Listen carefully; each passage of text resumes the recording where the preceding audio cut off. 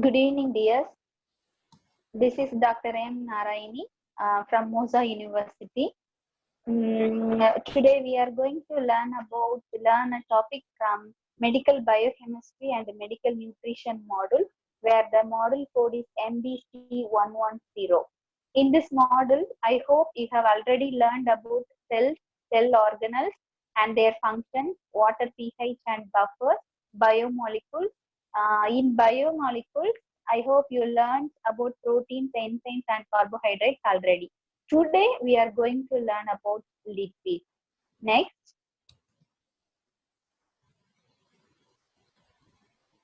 what is meant by lipids? You can see the definition here, dear. Lipids are insoluble organic compounds which consist of fat and oil. It consists of fatty acids, mainly the fatty acids and fatty alcohol, or you can say fat and oil. The chemical composition of these molecules include hydrogen, carbon, and oxygen. You can see the structure here in the PPT.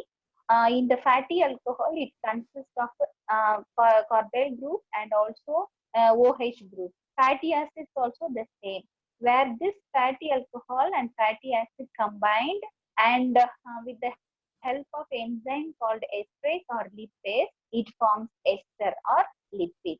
Next,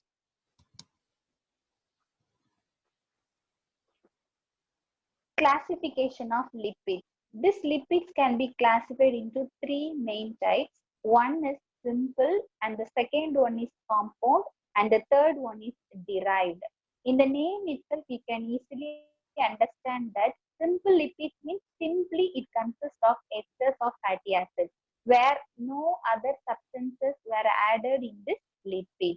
The second one is the compound lipid. In the name itself, you can easily understand that compound. Compound means mixation. So with the esters or esters of fatty acids, it is mixed with some other substances or molecules like phosphate or sulfur. That is called as compound lipid. Third one is derived lipid. The hydrolysis product of simple and compound lipids are called as derived lipids. You can see further classification under simple, compound and derived lipids. Let me categorize. Simple lipids, under simple lipids, it is again classified into fats and oil and also waxes. Under compound lipids, it is classified into phospholipids. If phospholipids, it is attached to the phosphate group. Then second one, glycolipids. It may attach to the glucose or glycol. Third one, sulfolipids, it may attach to the sulfur. Third one, derived lipids. Under derived lipids, it is again classified into alcohol, fatty acids, sterols, isoprenoids. Next,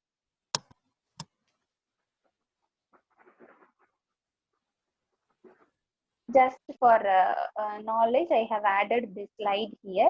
You can see simple lipids, example is triglyceride, where whatever we are taking as a diet, it consists of triglyceride. In adipose tissue, it may settle down as with the help of coconut oil, palm oil, cotton seed. This lipid will be settled down in the body, in the adipose tissue, or also we can take it as a dietary compound. Second one is compound lipid. We can say example as phospholipid. This phospholipids in minor portion we are taking as a diet, where we can say the common example is lecithin, and this phospholipid is important, takes place in the part of cell membrane. Third one is derived lipids. We can say the example as sterol or cholesterol.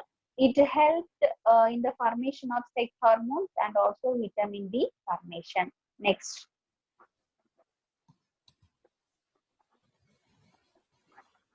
You can see the structure and functions of lipids here. Let us see the structure. Lipids consist of two ends, where both the ends are said to be hydrophilic. What is meant by hydrophilic? Philic means love. Hydro means water. That means this lipid, this polar end have the interest to attach with molecules of water. That is what hydrophilic. In the center part, middle part, you can see non-polar tails, that is hydrophobic. Phobic means hate. It restricts water or it restricts to bind with water molecules. So it consists of two layers. The upper layer or polar head is said to be hydrophilic and the middle layer is said to be hydrophobic. You can see the structure in the slide. And the function, lipids mainly act as precursors of many hormones. Example, we can say sex hormones. Second one, it helps in digestion. Third, it used for or it store the energy. It provides metabolic fuel. Then it acts as a part of cell membrane. Next. Next one is triglyceride. What is meant by triglyceride? We have seen already lipids means it consists of fatty acids and fatty alcohol, or you can say simply ester of fatty acids. Triglyceride comes under the category of lipids. This triglycerides or fatty acids, three fatty acids that combine with the molecule of glycerol to produce a molecule called or compound called triglyceride. You can see the structure here. In the first, there are three fatty acids joined together and then it mixed with a molecule of glycerol. These two fatty acids and glycerol mixed to form a compound called triglyceride and water has eliminated in the structure. Next.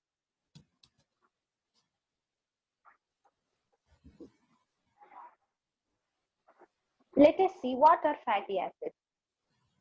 At first, we have seen lipids, or you can say fatty acids or the derivatives of lipids.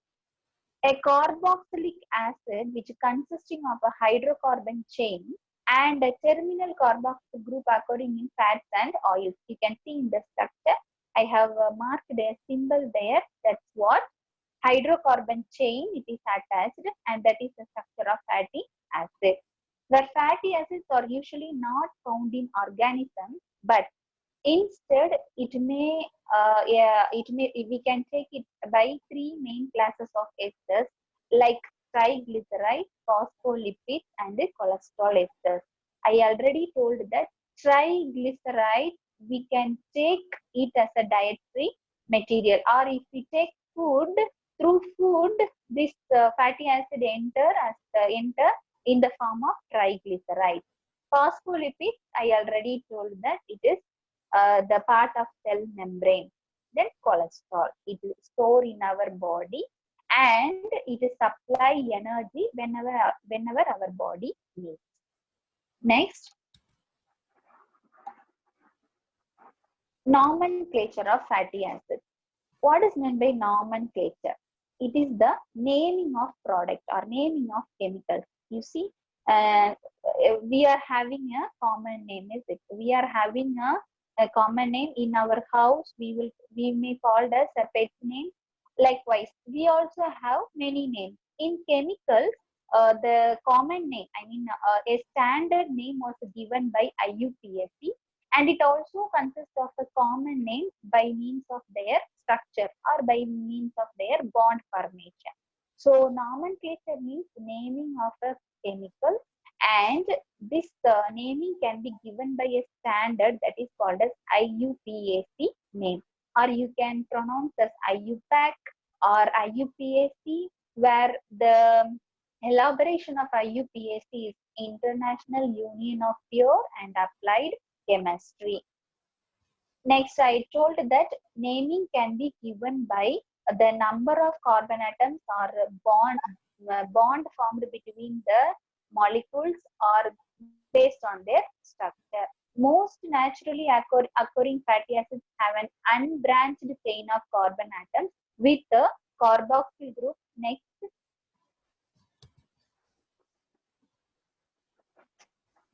Most naturally occurring fatty acids have an unbranched chain of carbon atoms with the carboxyl group. You remember, please, carboxyl group means COOH at one end and a methyl group, that is CH3, at the other end. The carbon next to the carboxyl group is labeled as carbon alpha and the next is labeled as beta. Next, please, sir, they can observe the structure in the next slide.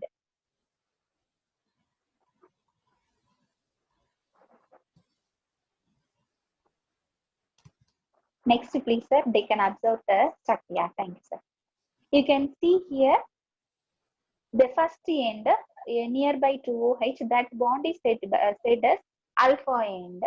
And the last, you can see the red mark, that is said to be the omega end. Sir, before, come before, sir.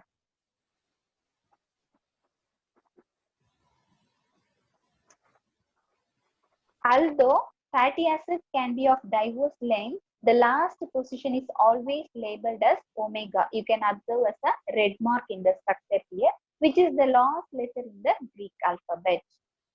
The position of the carbon atoms in the backbone of a fatty acid can also be indicated by numbering them. Either we can start from COOH end or from the CH3 end of the carbon chain. And we have to remember those 2 points very clearly. What are those following points? If the position is counted from the COOH end, then the CX notation is used. Like X is said to be 1, 2, 3. That means, for example, if you are writing a structure for butane, you have to if butane, bromine was attached to butane in the first bond or in the second bond, you have to denote clearly whether it is 1 bromobutane or whether it is 2 bromobutane. That is called with X 1, 2, 3. They have denoted like this. If the position is counted from the CH3 bond end, then it is represented by the omega X notation, where normally we are using the first point as what normally we are using that point. We are following that point, like 1 bromobutane, 2 bromobutane. So we can follow that point as normal usage. Next, you can see the examples here. I already told that the standard name given to the chemical is called as IUPAC or IUPAC name, and it also consists of common names according to their structure or according to the number of carbon atoms present or according to the bonds. You can see the first example, butyric acid. Butyric acid is the IUPAC name given to that structure. You can observe there are 4 carbon atoms. If 4 carbon atoms are present, then that is called as butane.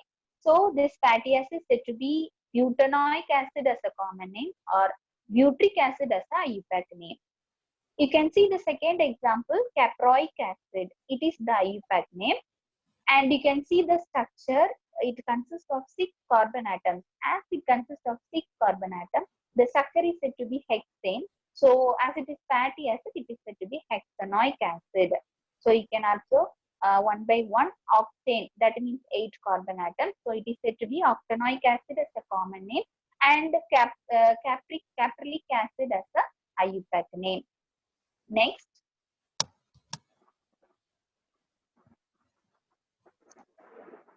Next, let us see about isomerism. What is meant by isomerism?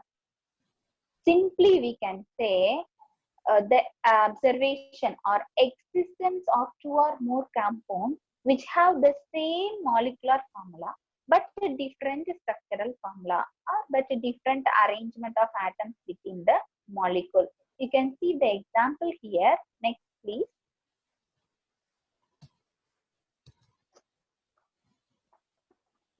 Next. Yeah. You can observe the structure here. You see the first example, 1 bromobutane. Bromine has attached with the first carbon atom. There are 4 carbon atoms and 1 bromine atom is there. In the second, right side, you can see it is 2 bromobutane. That bromine has attached to the second carbon atom, but you can see the molecular formula is same. That means it consists of 4 carbon atoms. It consists of 1 bromine. But you can see the structure formula is different. The same case, 2 pentanone and also 3 pentanone. You can also observe the difference in the O dichlorobenzene and M dichlorobenzene. You can clearly observe the example here where the molecular formula is same but structurally it is different. That is called as what? Isomerism. This isomerism we can observe in all the biomolecules like carbohydrate. You have already studied about the protein, and we can also observe in lipids. Next.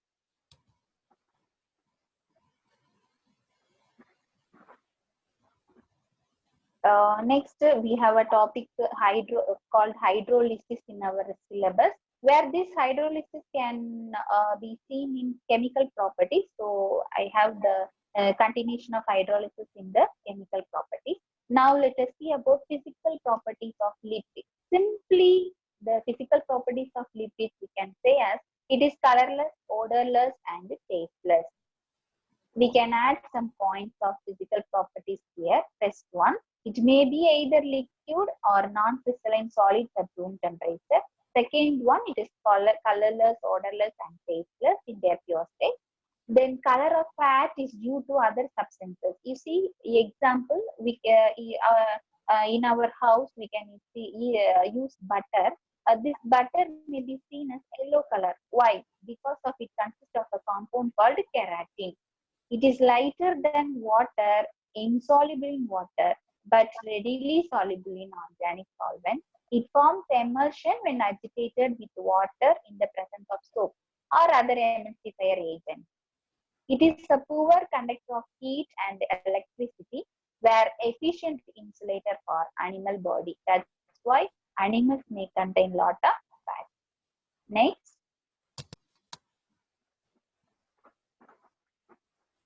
Let us see about chemical properties. Under the chemical properties, we can see some reactions called hydrolysis, saponification, hydrogenation, rancidity, ester formation, and prostaglandin formation. We can see one by one what is meant by that. Hydrolysis.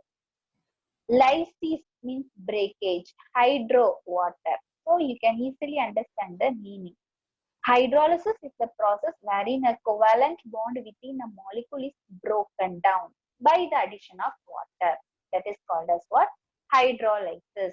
You can see the structure. The example of structure there is there. Glyceride that combines with water molecule to form fatty acids and glycerol. Fatty acids and glycerol. These fats can be hydrolyzed by using the following materials. One is superheated steam. Second one is by acid or alkali. By the specific fat splitting enzymes called lipase. Lipase is the common enzyme which is used to hydrolyze the product. Then the second one is next. Saponification. Triglycerides are reacted with strong alkali, example sodium or potassium hydroxide, to produce glycerol and a fatty acid salt called soap. Or you can simply say the name, another name for saponification as soap formation. Saponification is the production of soap. Next. Third one is hydrogenation. What is meant by hydrogenation?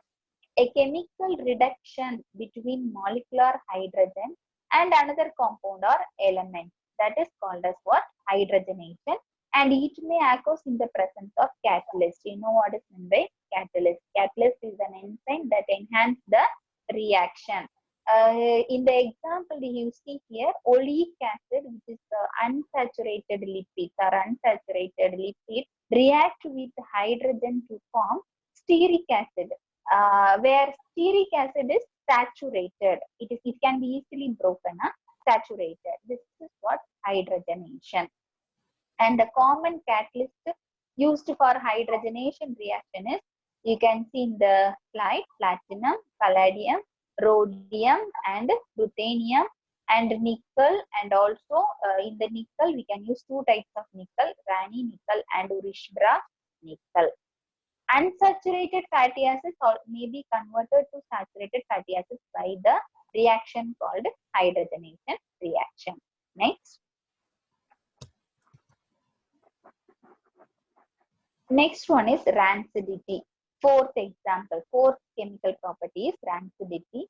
It is the chemical decomposition of fats, oils, and other lipids, yielding an unpleasant and noxious odor. You see, guys, I can say a good example. You are soaking your dresses in the water. For example, you are soaking for a full night. When you soak that first, you can observe a good flavor when this soap was mixing with the water. But if you are soaking for the full night, in the morning, if you go and see your dress, which is soaked already, you can observe a what noxious odor. You can observe a bad odor. That is what this the fat or this soap has decomposed. I already told that there is a saponification process which is called soap formation.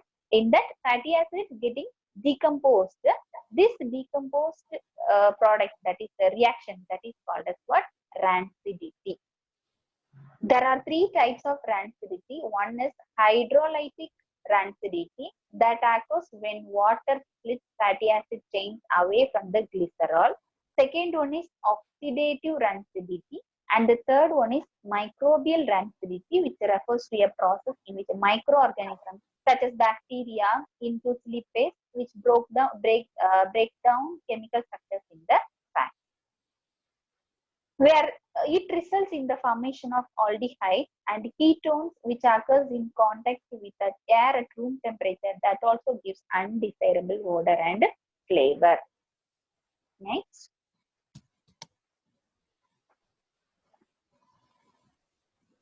Ester formation. Fatty acids in combination with alcohol, it forms ester. In the first, I hope you remember that in the first slide I showed that fatty acid and fatty alcohol mixed in a mix, and it reacts in the presence of lipase enzyme to produce ester, that is called as lipid. You can say the lipid formation or ester formation. Fatty acid in combination with alcohol and acid, it forms ester, or if combination with alcohol only, it forms esters. Examples: with glycerol form mono, di and triglycerides, and with other alcohols it forms waxes. You can observe the example there. And the last one is prostaglandin formation. What is meant by this prostaglandin?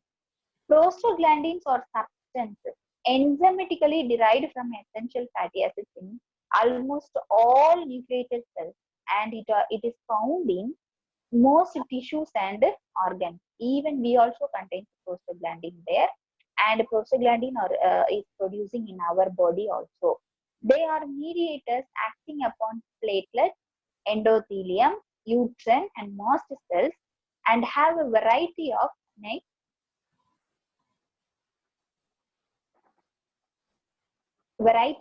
strong physiological effects, where during this prostaglandin formation, our skin, we don't know, but in our interior part, what is happening there? There is a contraction and relaxation of a smooth muscle tissue. Next slide, please. Here I have just given what process which is going in our body. Inside the membrane, inside our inner membrane, this is what prostaglandin formation is happening in our body. This prostaglandin differs from hormones. We can't guess that this prostaglandin means it is a hormone. No, it is different from hormones, where they are not produced at a discrete site, but in many places throughout the human body. That's what I said. It is produced in platelets, endothelium, uterine, and mast cells. All those cells can produce prostaglandin.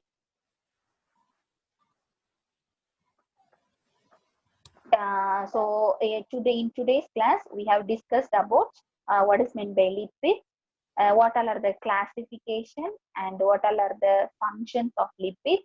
We also observed the structure of lipid. Then what is meant by triglyceride?